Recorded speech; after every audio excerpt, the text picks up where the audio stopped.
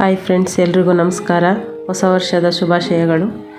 ಇವತ್ತಿನ ರೆಸಿಪಿ ತಲೆ mutton soup ಮಾಡೋದಕ್ಕೆ ಈರುಳ್ಳಿ, ಟೊಮೆಟೊ ಚಿಕ್ಕದಾಗಿ ಕಟ್ ಮಾಡ್ಕೊತಾ ಇದ್ದೀನಿ.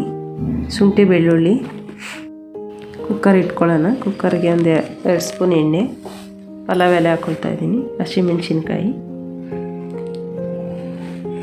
ಮತ್ತು ಈರುಳ್ಳಿ ಚೆನ್ನಾಗಿ ಫ್ರೈ ಮಾಡ್ಕೊಳ್ಳೋಣ.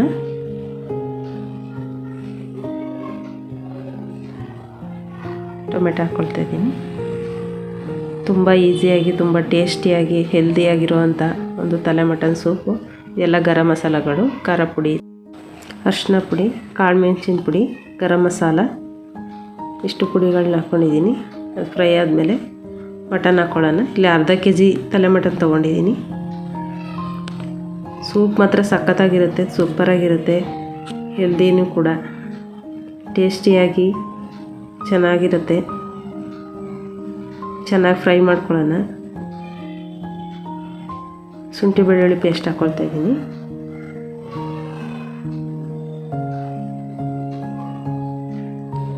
ಅದು ಕೂಡ ಅದ್ರ ಜೊತೆಗೆ ಚೆನ್ನಾಗಿ ಫ್ರೈ ಆಗುತ್ತೆ.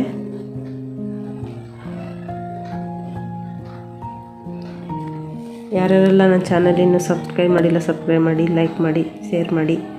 ಮುಚ್ಚಳ ಮುಚ್ಚಿ ಚೆನ್ನಾಗಿ ಫ್ರೈ ಮಾಡ್ಕೊಳ್ಳಿ. ನೋಡಿ, ಆಲ್ರೆಡಿ ಅದು ನೀರೆಲ್ಲ ಚೆನ್ನಾಗಿ ಫ್ರೈ ಆಗಬೇಕು. ಉಪ್ಪು ಹಾಕ್ಕೊಳ್ತಾ ಇದ್ದೀನಿ, ಕಲ್ಲುಪ್ಪು. ಗೊತ್ತಾಗ್ತಾ ಇದೆ, ಎಲ್ಲ ನೀರೆಲ್ಲ ತಳ ಎಲ್ಲ ಸೀದೋಗಿದೆ. ಇವಾಗ ಇದಕ್ಕೆ 4 ಗ್ಲಾಸಷ್ಟು ನೀರು ಹಾಕ್ಕೊಳ್ಳೋಣ. ಅದು ಮಟನ್ ಬೇಯೋಕ್ಕೆ ಚೆನ್ನಾಗಿ ನೀರು ಬೇಕಲ್ವ, ನಿಮ್ಗೆ ಎಷ್ಟು ನೀರು ಬೇಕು ಅಷ್ಟು ನೋಡ್ಕೊಂಡು ಹಾಕೊಳ್ಳಿ.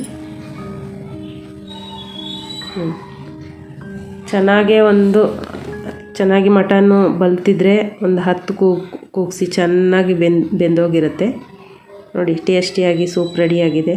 Thank you. Bye friends.